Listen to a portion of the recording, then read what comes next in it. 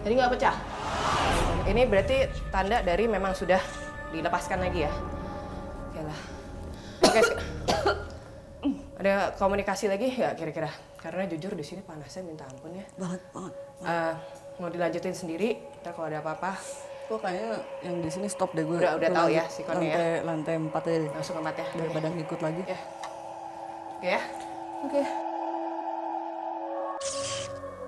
Ada beberapa fenomena supranatural yang terjadi ketika saya melakukan penelusuran ke lantai 2. Dan itu memang membuktikan lokasi ini benar-benar penuh sekali dengan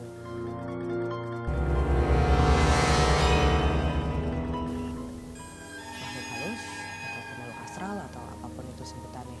Di lantai 2, mati juga ketika saya memasuki ruangan operasi. Mati juga, tapi saya sadar di situ saya belum izin. Karena gimana pun juga ketika kita membawa alat listrik ataupun yang teknologi gadget yang ada aliran listrik ya, itu kita harus sinkron frekuensi dulu. Saya izin.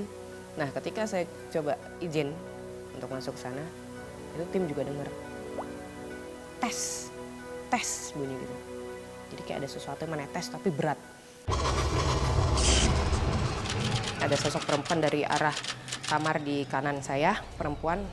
Tapi sepertinya selesai operasi, jadi dadanya masih dalam keadaan terbuka dan darah menetes ke tangannya. Tes tadi mungkin ada rekan-rekan yang mendengar nggak? Tes.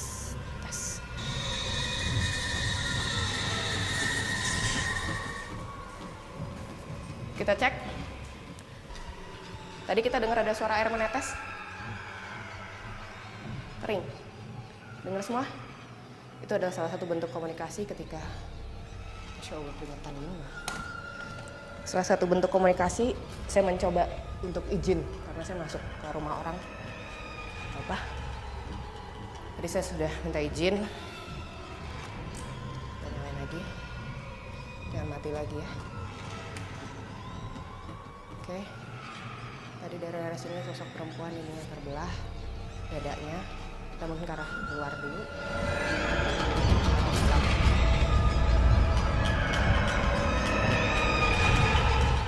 Dan akhirnya pada saat penelusuran di lantai 2, jujur ketika saya membawa ghost tarot itu saya merasa bukan aman ya, merasa mantep. Kenapa?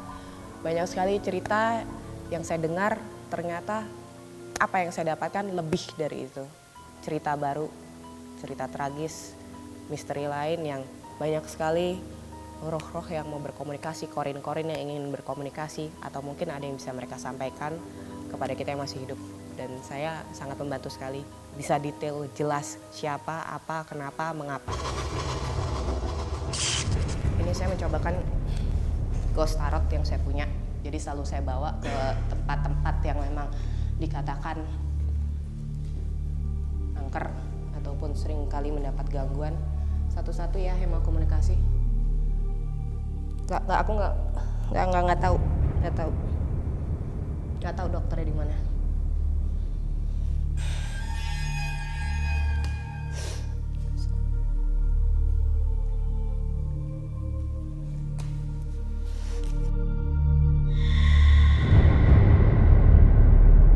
Kalau ada kartu yang terjatuh tanpa sengaja, itu memang ada yang ingin diungkapkan.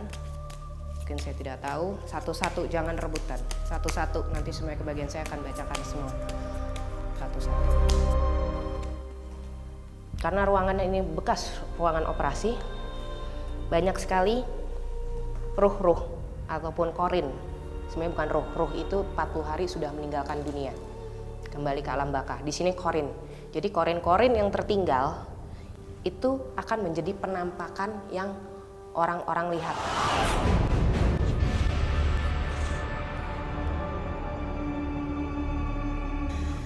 Ini adalah kartu kematian, di mana di ruangan ini, di spot ini, malaikat maut menanti ruh-ruh yang siap dijemput. Kartu yang paling utama di ruangan operasi tersebut muncul ini, kartu kematian. Jadi di situ adalah takdir seseorang itu ditentukan hidup atau matinya. Di sana juga maut menjemput tidak ada yang tahu waktunya kapan. Tapi selalu ada di mana ketika hidup dan mati sedang dipertaruhkan. Ini kartu yang muncul. Mungkin itu pembacaan tarot saya di lokasi ini, di lantai 2. Dan saya juga baru tahu banyak sekali kejadian tragis di sini. Mungkin kita akan menyusul Elmica dan Risa karena saya sendiri sudah mulai banyak yang mau komunikasi. Oke, kita langsung aja.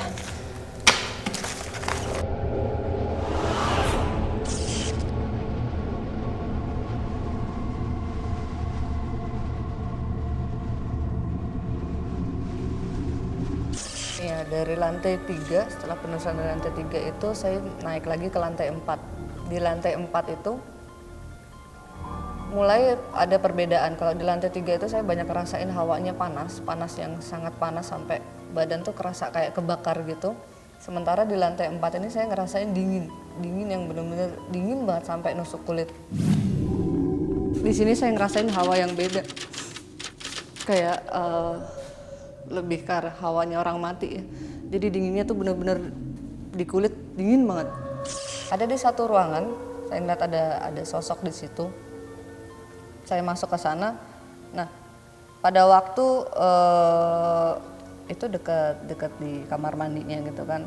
Pada waktu saya balik badan, tangan saya sebelah kiri ini ada yang mencengkram dan ini berasa sakit. Ditarik ke belakang dan bukan hanya tangan aja, tapi rambut saya juga dijambak ke belakang, jadi hampir jatuh di situ.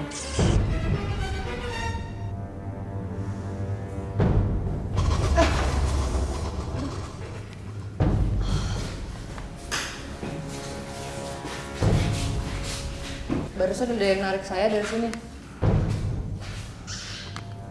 Jadi tangan saya ditarik masuk ke dalam.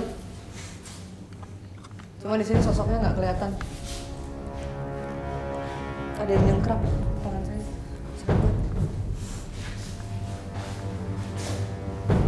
Saya coba mau ngetes lagi di sini. Saya coba mau ngetes lagi pakai bohlam.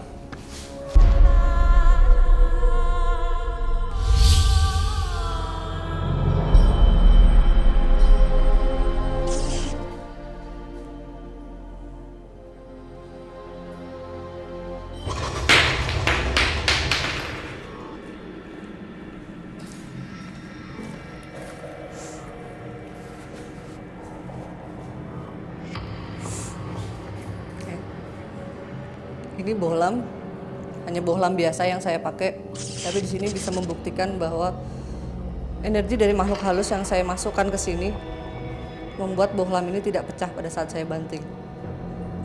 Semakin kuat sosok yang saya masukkan ke dalam sini, ini akan membuat bohlam ini menjadi semakin kuat, energinya semakin besar di sini, membuat dia menjadi tidak mudah untuk pecah. Berbeda dengan pada saat bohlam biasa kita banting, dia tidak mempunyai energi tambahan di sini, maka dia akan dengan mudah pecah. Ya.